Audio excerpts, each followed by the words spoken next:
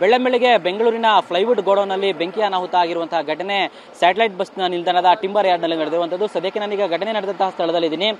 Timber ಯಾರ್ಡ್ನ ಇದೇ ಒಂದು ಮಾರುತಿ ಫ್ಲೈವುಡ್ಸ್ ಎಂಬ ಒಂದು ಗೋಡೌನ್ ಇದೆ. ಸುಮಾರು 40-60 ಅಳತೆಯ ಈ ಒಂದು ಗೋಡೌನ್ನಲ್ಲಿ ಬೆಳಿಗ್ಗೆ 7 ಗಂಟೆ ಸುಮಾರಿಗೆ ಬೆಂಕಿ ಕಾಣಿಸಿಕೊಂಡಿದೆ. ಅಂದರೆ ಬೆಂಕಿ ಕಾಣಿಸಿಕೊಂಡ ತಕ್ಷಣವೇ ಇಲ್ಲಿ ಒಳಗಡೆ ಸೆನ್ಸರ್ ಡೋರ್ ಇತ್ತು. ಹೀಗಾಗಿ ಬೆಂಕಿ ಆದ ತಕ್ಷಣ ಹೊಗೆ ಬಂದಿದೆ. ಹೊಗೆ ಬಂದಾಗ ಬೆಂಕಿ ಅನಾಹುತ ಆಗಿದ್ದ ಮಾಹಿತಿ ಪೊಲೀಸರಿಗೆ ಸಿಕ್ಕಿದೆ. ತಕ್ಷಣ ಪೊಲೀಸರು ಸ್ಥಳಕ್ಕೆ ಬಂದಾಗ ಇಲ್ಲಿ ಸೆನ್ಸರ್ ಡೋರ್ ಇದ್ದ ಕಾರಣಕ್ಕಾಗಿ ಡೋರನ್ನು ಕೂಡ ಓಪನ್ ಮಾಡಲಿಕ್ಕೆ ಆಗಿಲ್ಲ. ತದನಂತರ ಅಗ್ನಿಶಾಮಕ ದಳದ ಸಿಬ್ಬಂದಿ ಹಾಗೂ ಒಂದು ಕ್ರೇನ್ ಕೂಡ ಇಲ್ಲಿ ಬಂದು ಈ ಒಂದು ಡೋರನ್ನು ಒಡೆದು ಒಳಗಡೆ ಹೋಗಿದ್ದಾರೆ.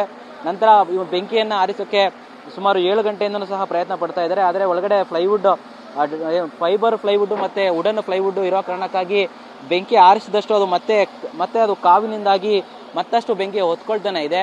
ಸುಮಾರು 3 ಗಂಟೆಗಳಿಂದಲೂ ಸಹ ಬೆಂಕಿಯನ್ನು ನಂದಿಸುವ ಕೆಲಸವನ್ನು ಮಾಡ್ತಾ ಇದ್ದಾರೆ. ಸುಮಾರು 3 ಅಗ್ನಿಶಾಮಕ ದಳದ ವಾಹನ ಬಂದಿದೆ. ಸುಮಾರು 50ಕ್ಕೂ ಹೆಚ್ಚು ಸಿಬ್ಬಂದಿ ಕೂಡ ಬೆಂಕಿಯನ್ನು ನಂದಿಸುವಂತಹ ಕೆಲಸದಲ್ಲಿ ನಿರತರಾಗಿದ್ದಾರೆ. ಆದರೂ ಸಹ ಬೆಂಕಿ ಇನ್ನೂ ನಂದಿಲ್ಲ. ದೃಶ್ಯದಲ್ಲಿ ಗಮನಿಸಬಹುದು. ಈ ಒಂದು ಮಾರುತಿ ಫ್ಲೈವುಡ್ಸ್ ಏನಿದೆ ಇದ್ರ ಒಳಗಡೆ ಫೈರ್ ಆಗಿದ್ದು ಸುಮಾರು ಲಕ್ಷಾಂತರ ರೂಪಾಯಿ ಮೌಲ್ಯದ ಫೈಬರ್ ಮತ್ತು ವುಡನ್ ಫ್ಲೈವುಡ್ ಡಿಸೈನ್ಸ್ ಬೆಂಕಿಗೆ ಆಹುತಿಯಾಗಿರುವಂಥದ್ದು. ಸದ್ಯಕ್ಕೆ ಸ್ಥಳದಲ್ಲಿ ಇನ್ನೂ ಸಹ ಒಂದು ಫೈರ್ ಇಂಜಿನ್ಗಳು ಮತ್ತು ಸಿಬ್ಬಂದಿ ವಾಹನ ಏನಿದ್ದಾರೆ ಬೆಂಕಿಯನ್ನು ನಂದಿಸಲು ನಿರಂತರವಾಗಿ ಪ್ರಯತ್ನ ಮಾಡ್ತಾ ಇದ್ದಾರೆ. ಆದರೆ ಈ ಬೆಂಕಿ ಇನ್ನೂ ಸಹ ಕಂಟ್ರೋಲ್ಗೆ ಬಂದಿಲ್ಲ. ಕ್ಯಾಮರಾಮನ್ ರವಿಕುಮಾರ್ ಜೊತೆ ಪ್ರದೀಪ್ ಚಿಕಾಟಿ, TV9 ಬೆಂಗಳೂರು.